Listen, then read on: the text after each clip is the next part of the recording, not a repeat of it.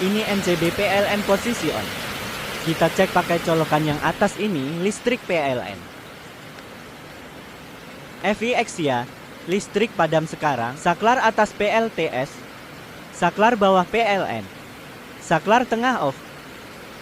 Jadi sekarang posisi listrik PLTS. MCB PLN kita matikan, listrik saya tetap nyala terang nyalur.